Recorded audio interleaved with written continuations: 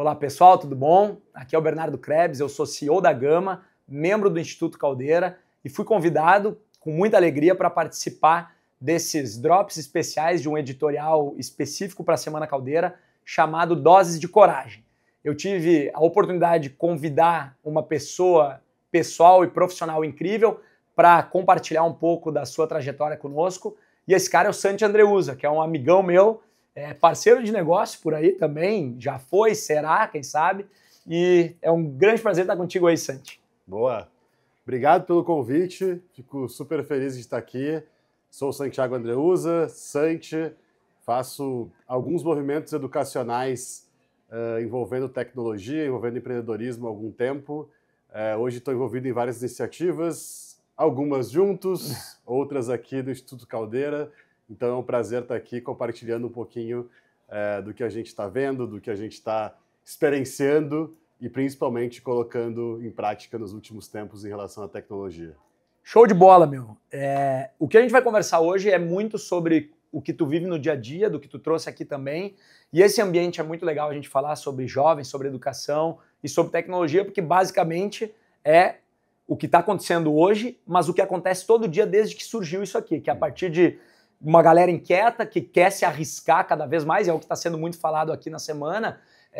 A gente vai falar sobre o tema o uso consciente e consistente da tecnologia e o impacto disso na educação para o futuro, especialmente dos jovens. Então, esse cenário eu acho que ele é um cenário que dentro de um mercado tão desafiador, primeiro, de empreender, a gente empreende, já empreendeu dentro de organização ou nas próprias organizações, eu acho que isso já traz um pouco de uma dinâmica que a educação é fundamental.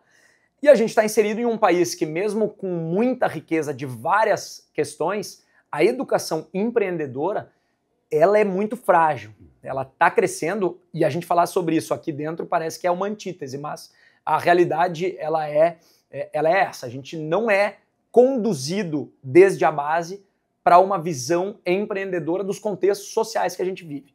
Então, eu pego como um principal gancho a questão da nossa capacidade emocional, que também dentro de uma formação como indivíduo desde pequenininho é muito complexa no Brasil. E aí eu trago alguns dados aqui, eu até fiz uma colinha para ter uma evolução mais clara, mas assim, em 2019 a gente já era o país mais ansioso do mundo. Em 2024 foi feito um levantamento que basicamente 50% da nossa população relata problema direto relacionado à ansiedade. E quando a gente começa a pensar que 65% disso está relacionado a adolescente e adulto jovem de 18 a 24 anos, parece que o cenário é terrível. E mas ele piora. Porque se a gente for pensar em crianças e adolescentes de 6 a 17 anos, a gente está em uma fatia de quase 13%, com problema relacionado a isso. Então, para quem é pai, para quem é mãe, se deparar com isso e junto a isso tentar pensar em um futuro com mais criatividade, com mais risco sendo corrido por nós na rotina, é completamente assustador. Então, assim, frente a esses números, a primeira coisa que eu queria ver contigo é como que tu enxerga a nossa sociedade do ponto de vista profissional e pessoal nesse balanço, pensando numa realidade do nosso presente com essas crianças e jovens que vão ser o futuro da nossa força de trabalho. Assim, o que tu vê sobre números e realidade pessoal aí? Legal. Tem muita coisa para falar. Mas, enfim, eu tenho aqui vários chapéus, né? Tenho o chapéu de pai, de 2, assim como tu. Tenho o chapéu de empreendedor na área de jovens, né? Tenho o papel de educador. Então, a gente pode enxergar isso por várias lentes, assim.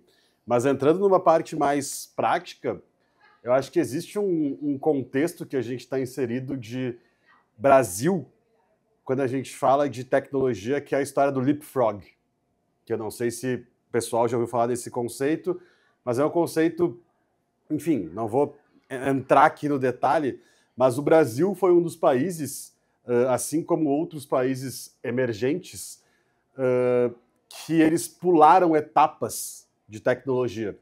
O que isso significa na prática? A gente teve o computador pessoal ali nos anos 90, com poucos tendo acesso, e quando a gente teve acesso massivo à informação foi através de celular sem nenhuma educação. Então, quem teve em algum nível algum tipo de educação digital mesmo, vamos dizer assim, não foram muitos. Então a gente já tem um problema que começa aí. Que se tu olhar para trás, a gente tem poucas pessoas que aprenderam a usar computador de uma forma um pouco mais com um pouco mais de pensamento crítico do que a grande maioria. Depois a gente tem a popularização dos smartphones e hoje do acesso à internet. Então isso vai criando um negócio que é incontrolável, que não tem como hoje tu, né, como pai aí, tu negar que, cara, teus filhos vão estar em contato com isso de uma forma muito potente. Quando a gente fala de famílias em situação mais vulnerável financeira, a gente vê um cenário muito pior. Por quê? Porque muitas vezes essas famílias, as pessoas não têm uma atividade para levar o seu filho. Talvez o seu filho não consegue ir na escola todos os dias. Essa pessoa talvez tenha que deixar o seu filho em casa junto com outro irmão e tem que ir trabalhar e o que tem é o celular e muita internet. Então, por isso que eu trouxe que são muitos contextos e muitas camadas, mas o que eu quero dizer é que o alinhamento da conversa, para mim, ele está muito pautado em uma coisa, que é, assim como a gente viveu uma epidemia, de televisão na nossa época ali, que era não saíam da TV, a gente está vivendo hoje a mesma coisa com celular, com internet, só que isso é uma potência muito maior, né? Então a gente vê reflexos disso na nossa vida, que a gente perdeu a paciência de esperar, porque a gente não tem mais tolerância com o que não é feito pra gente, porque tu abre o Netflix, ele é feito pra ti, o teu YouTube é feito pra ti, o teu GPS sabe que horas tu sai. Enfim, isso vai perdendo um pouco a capacidade da gente até conviver. Então, quando a gente fala de polarização, é um pouco parecido com isso, né? Que cara, é só tu enxergar um pedaço que é o que a internet faz que tu enxerga. Então, é uma parada que assim, na minha bolha ninguém é A ou B. Cara, mas é só a tua bolha. Lembra disso. E eu acho que essa loucura toda que a gente está falando aqui, que é uma enxurrada de informação, ela acarreta nisso tudo que tu comentou que os dados mostram, que é em mais frustração, em menos tolerância, muitas vezes menos pensamento crítico, que torna também alguns comportamentos às vezes mais violentos ou mais, né? Então eu acho que os dados, eles obviamente são consequências de uma série de coisas que a gente está vendo nos últimos 20 anos, que se a gente não fizer nada, vai piorar. Não vai melhorar. Essa é a certeza. Ninguém vai se educar sozinho sobre alguma coisa. Então a gente, né, como pai, educador, que trabalha com negócio de jovens, nosso papel é justamente levar esse pensamento crítico em relação à tecnologia. Que cara, a IA não vai salvar o mundo. A IA não vai resolver todos os problemas do mundo. A gente pode usar a IA como uma baita de uma ferramenta, sim, para resolver problemas, sim, para ajudar a salvar o mundo. Mas sozinha, e ela tomando conta de nós, definitivamente não vai. Ela é a ferramenta, né? Ela é o meio. Ela é sempre o meio. A pessoa está na ponta, ela pode acelerar coisas boas ou ruins. Né? Só que se não tem educação, a tendência é de que seja coisa muito ruim. Exato. Tem mais uma colinha de dados aqui, ó. Olha só. Dentro do contexto que tu trouxe, e eu gosto de trabalhar muito com dados pra gente, né? Claro. Qualitativo, pautado no quantitativo. 45% dos casos de ansiedade entre os jovens de 15 a 29 anos, eles estão relacionados ao uso intenso da rede social. 89% da população com 10 anos ou mais possui celular para uso pessoal. Totalmente alinhado com o que tu disseste em relação à não educação e acesso a uma ferramenta, né? A um apoio. E praticamente todos têm conexão com a internet, 98% dos casos. Por fim, 93,6% dos domicílios em 2024 tinham acesso à internet. Então, assim, esse contexto todo, pensando na disponibilidade de tela e o acesso à internet, nos dá um volume de ganho de informação boa ou ruim, problemática ou não, mas a tendência é que, se não tem um filtro, se não tem um cuidado, especialmente se não tem a educação, que é natural de um jovem, o caos está instalado. Quando a gente pensa que a tela ela nada mais é do que um inibidor de sentimento, ou seja, a criança está ali ansiosa por algo. Cara, porque eventualmente ela queria estar brincando de uma coisa e não pode, porque ela tem que estar sentada na mesa para estar comendo com os pais. Cara, eu duvido que se tu for almoçar fora no sábado com a tua família e olhar ao redor, 80, 90% dos casos vai ter criança com o celular, porque, cara, é mais fácil. E não é que eu não faça o que eventualmente tu também não faça. Com certeza. Só que a gente tem uma muleta na nossa mão que, na verdade, é um revólver que a gente usa como muleta. Então eu acho que isso é muito perigoso. E aí eu já quero pegar esse gancho dessa dinâmica de um contexto de muita acessibilidade, muito problema socioemocional e a importância da educação dentro desse cenário que, olha só, entre criança e adolescente de 9 a 17, 93% é usuário de internet já no nosso país. 98% usa o celular para esse acesso e a gente tem hoje, dos 9 aos 17 anos, 83% dessas crianças têm pelo menos um perfil de rede social. Quando a gente vai para os de 15 a 17, 99% tem. Então a gente está falando de uma realidade que está todo mundo ultra conectado com o telefone e que essas pessoas, elas estão criando um volume de interação digital e um não volume de interação física. Cara, eu vi dentro da minha rotina, pessoas de convívio, eu estava falando esses dias com uma pessoa que ela me relatou que a filha dela, que usa a rede social como um meio, inclusive, de ganhar dinheiro, porque distribui ali conteúdo, cara, eu fiquei em choque, porque eram semanas que essa pessoa não saía de dentro de casa. Nossa. Mas ela interagia com milhares e centenas de milhares de pessoas. Então é uma dinâmica que ela está tendo uma dificuldade para reinserir essa adolescente na sociedade por vias que para nós sempre foi o normal. Claro. Cara, talvez conversar com alguém. É um grande desafio ir andar de bicicleta ou correr na rua. Cara, então, pensando em tudo isso e dentro das realidades que tu tens hoje com o trabalho, até aqui dentro do Instituto Caldeira, ou com o Senex, enfim, todos os esforços, como que tu acha que essa galera, os jovens, estão ou não estão chegando para o mercado de trabalho? Essa é uma baita discussão também, porque eu vejo que tem a questão geracional, acho que ela sempre existiram os jovens de uma época. Então tem características de jovens que eu acho que elas são meio parecidas em todas as épocas.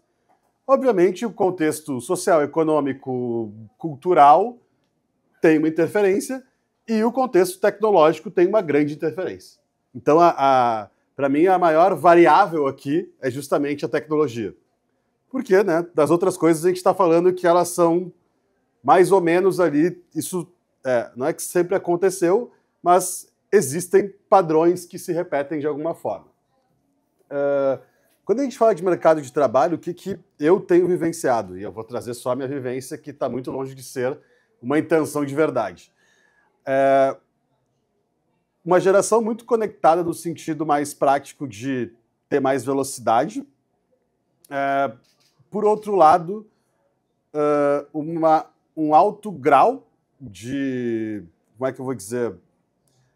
Um alto grau de boas intenções com a tecnologia, de conseguir fazer tal, não sei o quê, e muitas vezes um pensamento crítico um pouco menor em relação a algumas coisas, mas eu acho que também pela idade e por viver daquele contexto de tecnologia. Não saber como é feito de outra forma, talvez não ter já os outputs tão prontos e, enfim, o aprender também ele é mais doído, né, no sentido mais prático. Então, de forma muito prática, assim, o que eu vejo são, hoje, pessoas que estão muito conectadas, pessoas que vivem muito aquilo de uma forma intensa. Então, a desconexão, ela basicamente não existe, o que acarreta alguns problemas que a gente conhece. E no ponto 3, num contexto tecnológico, pessoas que eu acho que estão se entendendo o que elas devem fazer e o que elas acham que a tecnologia tem que fazer. Acho que elas não estão com muita clareza ainda, e nem que a gente tenha 100% também. Eu acho que a gente, quando a gente fala de IA, principalmente, está um pouco patinando nisso. Mas quando eu vejo os mais jovens, o que eu sempre trago é cara, não esquece que tu tem que ser a pessoa que organiza essas AIs. E tu não pode ser organizada pelas AIs, no sentido, né, de, vamos dizer assim, manipulação. Sei que estou sendo um pouco catastrófico aqui. Mas eu vejo muito por esses 3 caminhos, assim, sabe? Então, legal. É isso, desse ponto. Enfim, a gente pode ir para outros lugares de rede social, de imagem, que é muito diferente também, né? Então é muito esse negócio um pouco mais da preocupação até com a marca pessoal, que a gente tem, uma galera da nossa geração que não tem. Eu, para mim, né, não tenho vergonha nenhuma de dizer, para mim é um sacrifício fazer um post né, contando alguma coisa, seja por uma questão, muitas vezes, de putz, não sei se eu mereço, de síndrome do impostor, ou até assim, tô sem tempo e não é importante ter outra coisa. E eu vejo que muitas vezes eles têm uma prioridade bem maior nisso, de autoimagem e tal, o que eu acho legal, assim, esse cuidado, sabe? Cara, até aí para fechar já na reta final do que a gente está aqui conversando de forma muito introdutória, mas catastrófico, acho que a gente tem que ser catastrófico sobre isso, porque senão a gente não vai conseguir lidar com a necessidade de urgência que isso merece, em cuidados isso que eu ia comentar, e agilidade. Que é o senso de urgência para mim, cara. Eu acho que a gente está num momento que, se a gente não tiver senso de urgência nessa pauta tecnologia, eu acho que a gente vai ser engolido muito rápido.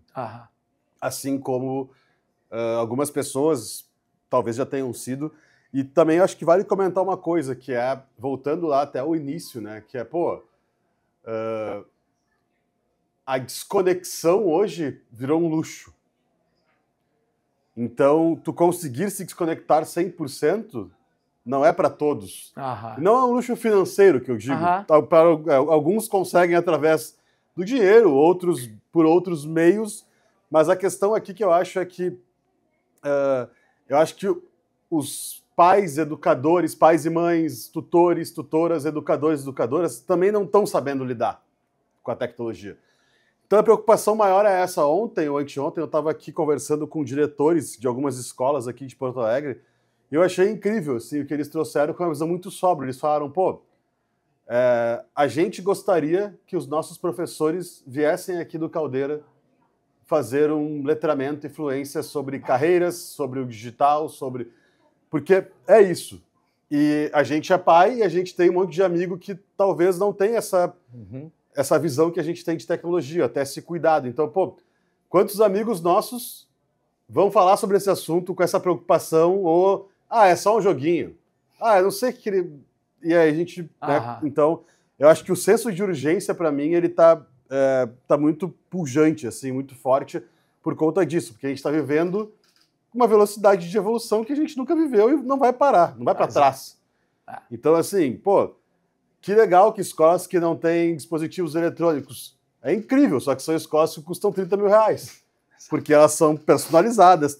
Então, né, no ensino base mais massivo que a gente tem hoje, não tem como fazer isso. Então, eu acho que é um caldeirão de coisas que, para mim, o senso de urgência sobre questionar modelos, sobre rever modelos, sobre conversar, sobre trocar, sobre orientar a nossa geração, sobre reaprender. Para mim, esse é um ponto de urgência muito grande, assim. Legal.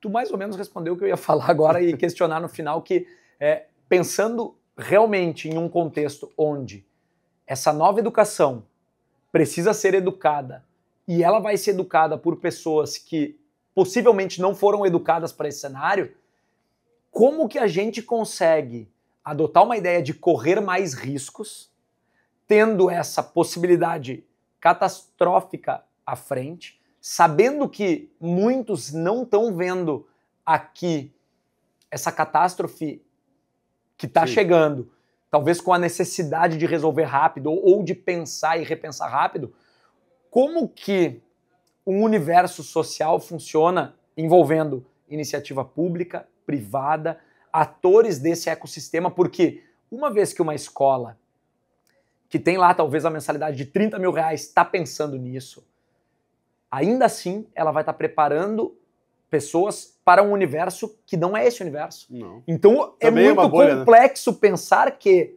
tu está sendo preparado para algo que eventualmente tu não vai conviver. Então, se antes a gente já tinha uma sociedade ansiosa por causa do Google há 15, 20 anos atrás. E que isso já dava uma pessoa que ao parar no semáforo vai olhar um celular rápido, porque não consegue ficar sem pensar em nada. Tudo hoje é comunidade, e tudo que é comunidade é digital, e tudo que é digital é movimento que, a partir do digital, a gente tem mais gente correndo em prova de rua. Sim. Cara, então tem coisa muito positiva também. É Dentro disso tudo, essa bagunça generalizada, para fechar, como que tu vê a gente correndo riscos dentro desse contexto todo super complexo? Acho que tem graus de experimentação diferente, né? Acho que tem, por exemplo, acho que existem formas de experimentar capacitação com adultos que tu corre muito menos risco do que com jovens. Porque, né, um adulto ali já tem, de certa forma, algumas posições, até algumas crenças que são mais difíceis de quebrar. Então, para mim, tem um ponto que é experimentar novos formatos de capacitar pessoas sobre influência digital. Para mim, esse é um ponto primordial, assim, que pode ser uma coligação entre as hélices público, privado, terceiro setor, pode ser. Pode um só fazer, pode...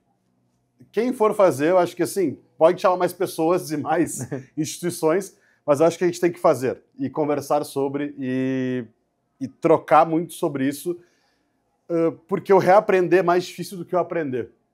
Então a gente tirar esse estigma assim, de que, pô, se eu for falar de tecnologia, eu tenho que ser um geek, ou um tecnólogo, ou um nerd que só quer... Não é sobre isso. Então acho que a gente tem que falar sobre o impacto da tecnologia nas nossas vidas e como a gente está se portando, que é o que tu falou. Pô, a gente usa a muleta do dispositivo móvel no restaurante. Sim, a gente usa. Mas até que ponto a gente tem que usar? Quando é que a gente tem que parar de usar? Porque assim, às vezes é descontrole. Na minha casa acontece, na tua também tenho convicção, e a gente se dá conta, não, peraí, acabou o celular. A gente se dá conta que a gente está pedindo para as crianças não fazerem e a gente está aqui... E a criança tentando falar. E a criança tentando falar e tu... Então, eu acho que o processo ele passa muito por meio que teoria U, assim, né? Então tem um processo um pouco mais de entendimento de algumas camadas de si, para depois a gente conseguir até educar, inclusive. E outro ponto que eu acho é a gente, não digo nem imaginar, mas a gente começar a projetar e fazer exercícios de projeção mesmo. Cara, como é que vai ser a sociedade se a gente tiver ainda mais gente ansiosa? Como é que vai ser a sociedade se a gente tiver mais gente ansiosa mais cedo? Como é que vai... Tem fatores e efeitos colaterais muito grandes. Então, eu acho que esse imediatismo, né, que inclusive essa economia de atenção traz, enfim, tudo isso que a gente conhece, busca, ele é um negócio que a gente tem que começar a projetar, cara, os impactos disso também. E tem vários impactos incríveis, mas tem impactos que não são tão bons, e eu acho que aí a gente tem que intervir. Então, voltando ao senso de urgência, para mim está muito a gente buscar um pouco mais desse entendimento do que está acontecendo e ferramentar as pessoas de fato, com pensamento crítico principalmente, ampliando o repertório, mostrando o que pode acontecer, acho que isso é importante. 2, eu acho que tem um papel gigante das escolas, junto com tutores, pais e mães, para fazer isso acontecer, e digo junto porque a responsabilidade de educar meu filho não é da escola. Ela é muito mais minha do que da escola, né? Inclusive. Então, acho que só que a escola é um lugar que meu filho passa bastante tempo, né? E é onde ele tem algumas referências, é onde ele, né, é a referência de ensino dele. Então, a gente tem que trabalhar junto. Eu não posso dizer A e a escola dizer B. Então, acho que esse alinhamento é importante. E o terceiro fator que eu acho que, assim, para mim esse é o mais difícil, mas o mais impactante, é a gente começar desde muito cedo a falar sobre isso de forma massiva.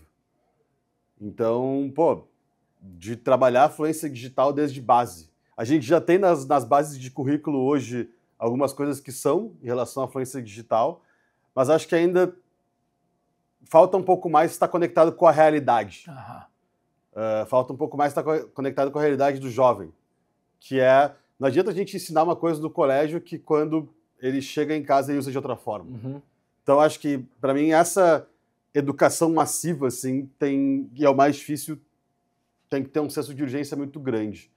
Mas, em geral, assim, para mim, é muito claro, assim, que o que a tecnologia está nos dando é a oportunidade da gente ser cada vez melhor, um ser humano melhor.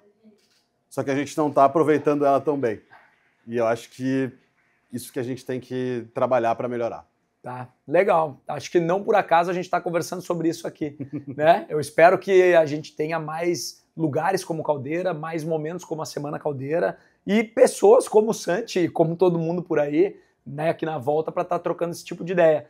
Então, obrigado a todos que vão ver esse conteúdo, mas especialmente Santi por aceitar, né, o convite. Boa. E conta conosco para conversar mais, pensar em agir e correr para melhorar tudo isso, tá bom? Valeu! Obrigado. Tamo junto.